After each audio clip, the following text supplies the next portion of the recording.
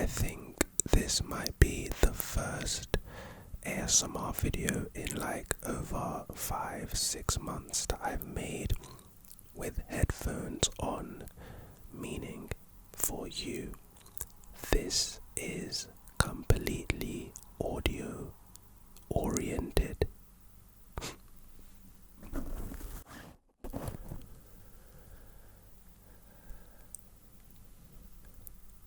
The reason I'm going to keep my headphones on is because I really need to hear what I sound like without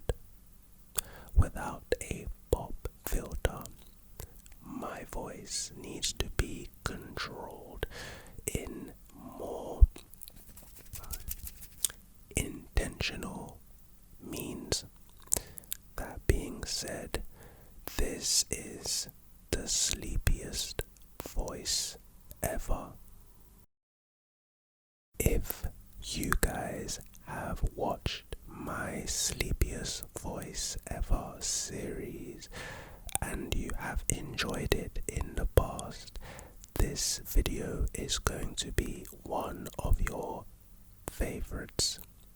I have a bunch of different concepts right here to my left, and we're literally about to sit here for the next maybe 30 minutes and just share these concepts for your entertainment, information, and relaxation. With that being said, the law of diminishing returns. Beyond a certain point, additional input into a system yields progressively smaller outputs. For example, adding more workers to a project may initially increase productivity, but after a certain amount, it leads to inefficiency due to coordination issues. Applies in economics, productivity, and resource allocation. The law of diminishing returns. I think that the law of diminishing returns can be applied to our day-to-day lives in multiple different ways. If you are, let's say, a student at school, if you are a bodybuilder at the gym, if you are a football player, basketball player, tennis player, there is such a thing as overtraining. A way to look at that is under resting for you to yield the benefits of your hard work and progress. Intentional rest must be taken. You'd think that just the more you do something, the more you do it, the more you do it, the more you do it, maybe you might be better at it. You know, I can't even sleep. I just gotta keep studying for this exam, cramming this information. I can't even take my mind off it. I just gotta keep cramming information. It gets to a point, a certain threshold, that no longer works. You start to minimize and actually lose your progress by forcing yourself to do more than you should. It's an interesting thing, the concept of maximum. For your maximum effort, it literally implies that you need to take a break. For example, if I asked you to lift a heavy bar, and I said, what is your maximum lift? If you, let's say, lifted 25 kilograms, but then you did it twice, we didn't find your maximum lift. The maximum means that even if I had to your head, I don't even know if I can say the word on YouTube no more, but even if I had to your head, that is your maximum.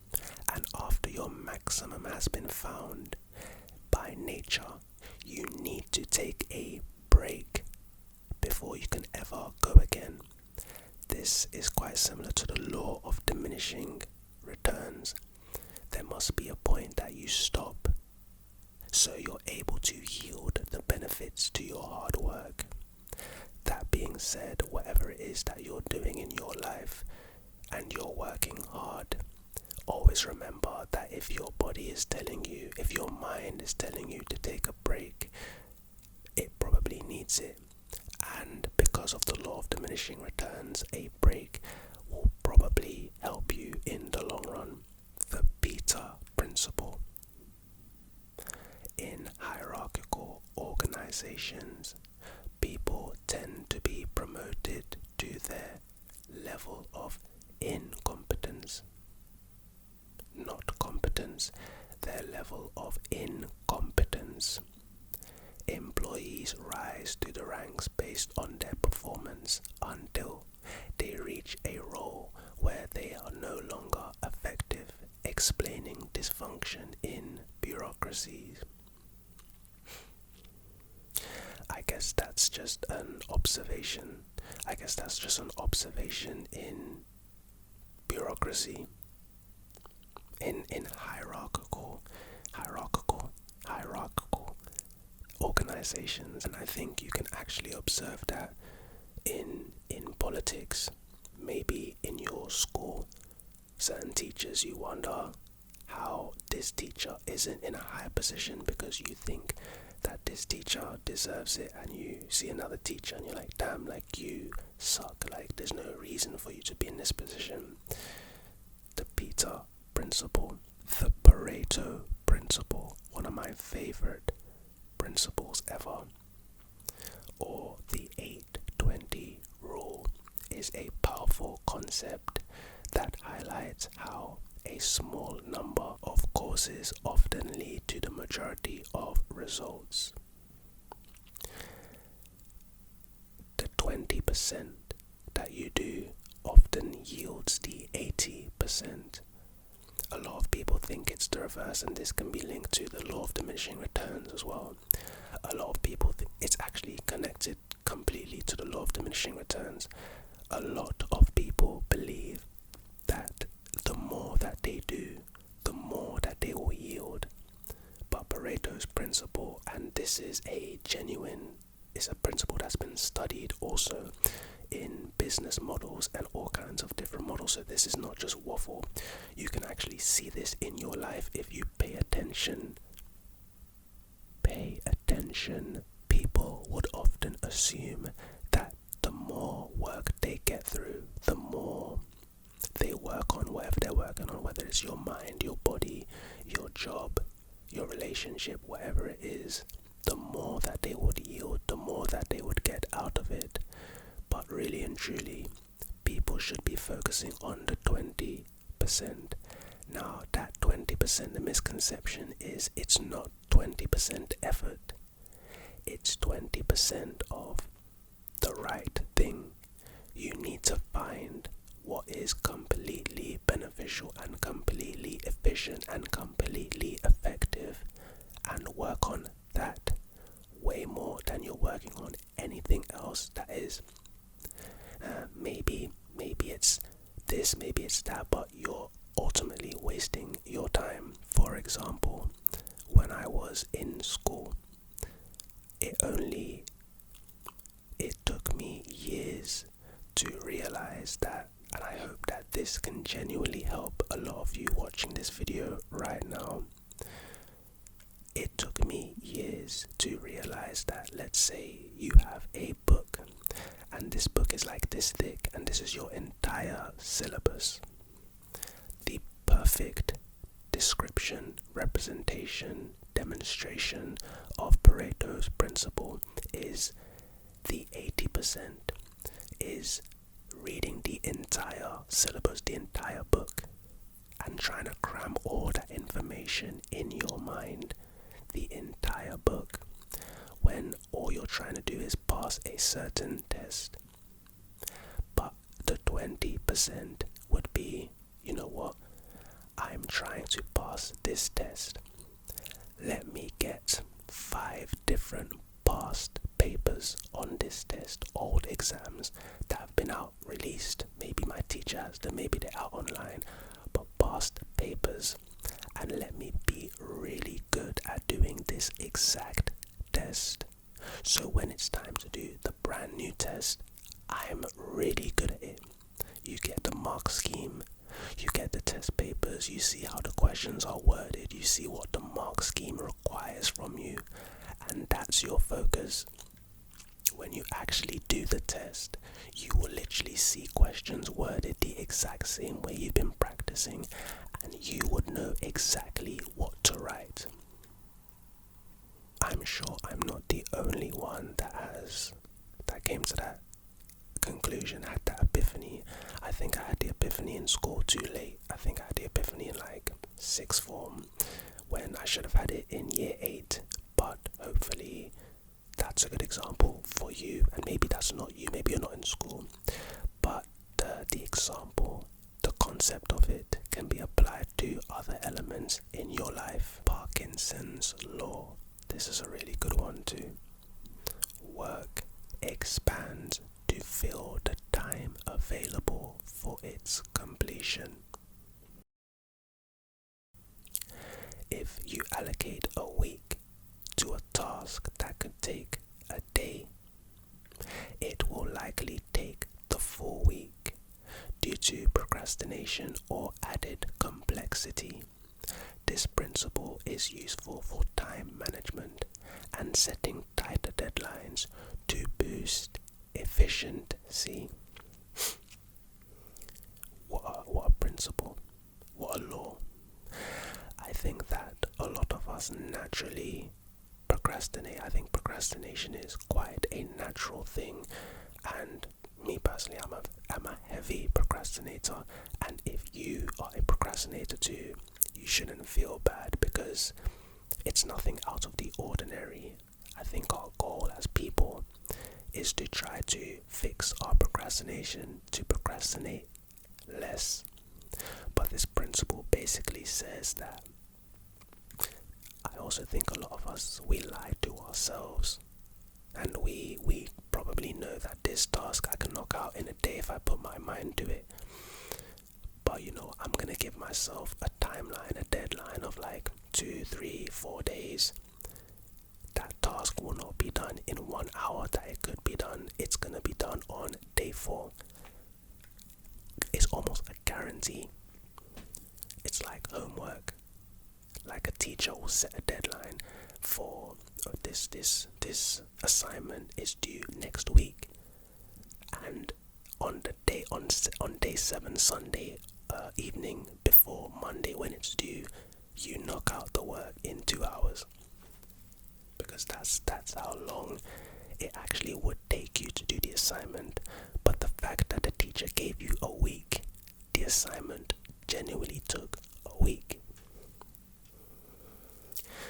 When it comes to other people setting us deadlines, completely different, but personal deadlines. In order to boost our own efficiency,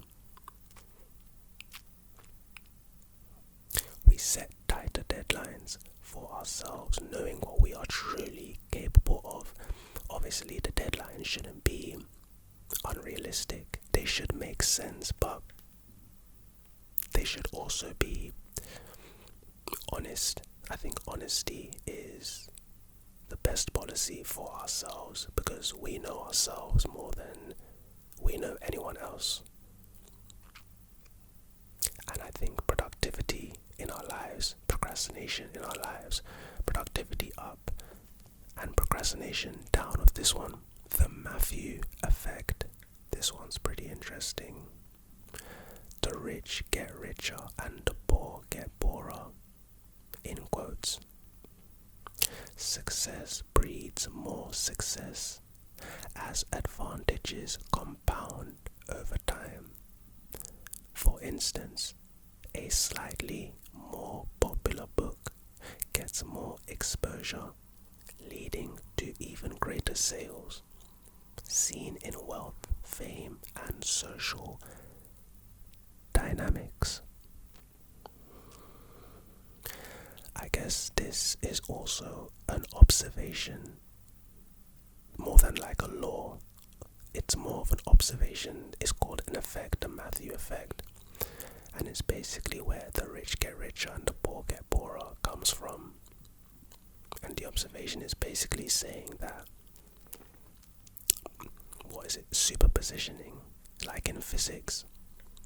When something is something, over time it actually increases its amplitude. Obviously in physics it's not really due to time, it's due to reinforcement, like, the wave on top of another wave makes the wave twice as big. I think that's similar to the Matthew effect. Sturgeon's law. 90% of everything is crap, in quotes. In any field, books, movies, software, etc., most output is mediocre, and only a small fraction is exceptional. This encourages focusing on quality over quantity when evaluating products or ideas. This links to Pareto's principle and the Law of Diminishing Returns. I think these are quite linked, actually. I hope they're linked because I tried to link them, so I hope they're linked. They seem to be linked. Quality over quantity is a statement, a phrase as old as time itself. People have been saying that for the longest time. And Sturgeon's law is that 90% of everything is crap, filler, mediocre. And in a book, there's only a certain amount of it that's actually exceptional. In a movie, in software, it's interesting. I wonder what that looks like in your life. The Dunning-Kruger effect. Kruger, Freddy. People with low ability in a task tend to overestimate their competence, while highly skilled individuals may underestimate theirs. This cognitive bias explains why novices are often overconfident and experts are more self-critical. Are you self-critical? Because if you are self-critical, you find yourself being hard on yourself. I've been saying it too many times. You find that you're quite hard on, your goals, your production, your way of thinking, whatever it is. Maybe you're actually sick, like maybe you're actually really good. This effect, again, is an observation, but this happens a lot. You've noticed, I know you've noticed because I've definitely noticed. It's like they say the loud mouths, the people that talk a big game, they don't actually have the big game. There is a difference between confidence and cockiness, and the cocky type actually aren't very exceptional. A word that we've taken from one of our other effects. What was that? Sturgeon's law. The reason the confident is different to the cocky is because the confident actually comes with results.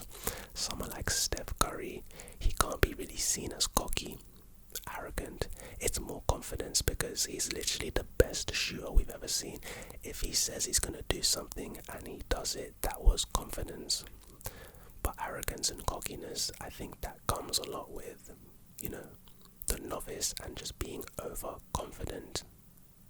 The Dunning-Kruger effect. Goodhart's law. This one is going to be quite interesting because of something I've said earlier in this video, but check this out. When a measure becomes a target, it ceases to be a good measure. For example, if a company focuses solely on boosting a specific metric like sales, calls made, employees may game the system. For example, making low quality calls, because if you just want to make more calls, the calls may become lower in quality, but the number goes up.